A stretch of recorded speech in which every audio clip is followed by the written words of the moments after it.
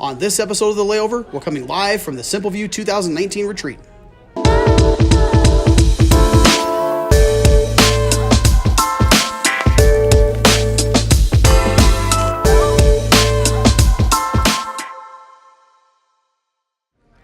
Hello, everyone, and welcome to episode 57 of The Layover Live, where we bring you the top article from The Layover each week. I'm Jason Swick, VP of Digital Marketing. I'm joined by strategic analyst Grant Stoltz. So, Grant, welcome. Hey, thanks for having me. Yeah, really cool today. We got a lot of stuff going on as we're talking about retreat.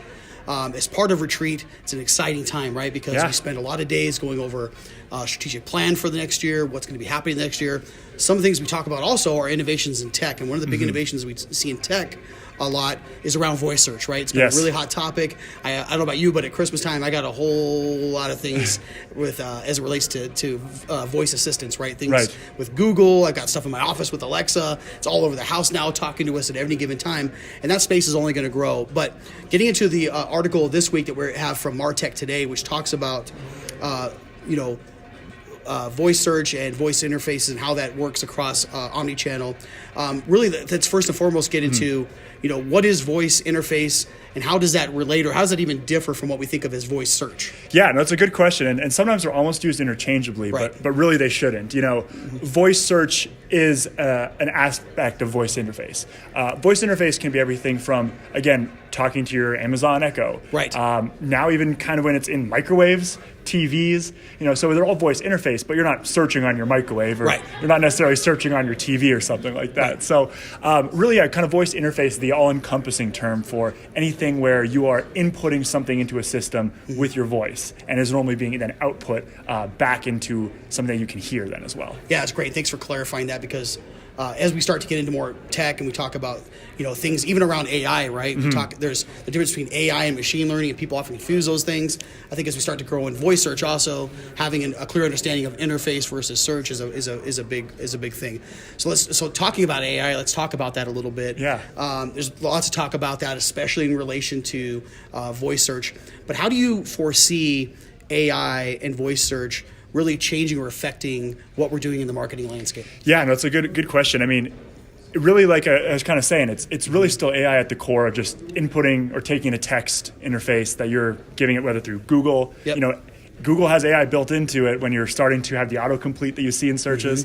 So really, the only really difference is that now it'll seem more natural that you're asking, questions that you'd actually ask a person. Just as you would say, you're not just going to ask a person, hotels in Miami. You're going to say, hey, where can I find some great hotels in Miami? Yeah, it's much more conversational. And the AI on the back end there can interpret that and then also give a response that you would consider, an English or, response that someone would actually say as if they were talking to you. So AI kind of acting as a conduit between the responses from these text interface or traditionally text interface programs to now make it just have a little more of a human touch and a little human element, I think. Yeah, really good point. We're only going to see that start to grow as natural language learning, machine learning, and all that starts to incorporate into voice and into that ecosystem.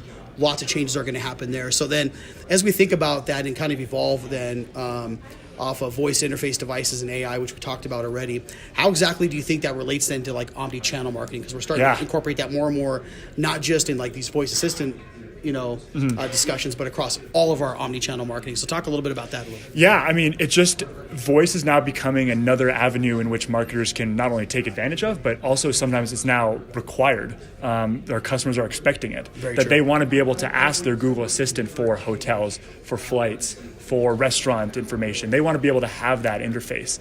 And if you as a business, a destination marketing organization, aren't able to tap into that market within, I'd say, the next few years, that's going to be something where I see a lot of people being left behind in that aspect. Now, again, it doesn't have to be transformational to your organization. It's just simple as noting that, hey, this is a medium that's coming up.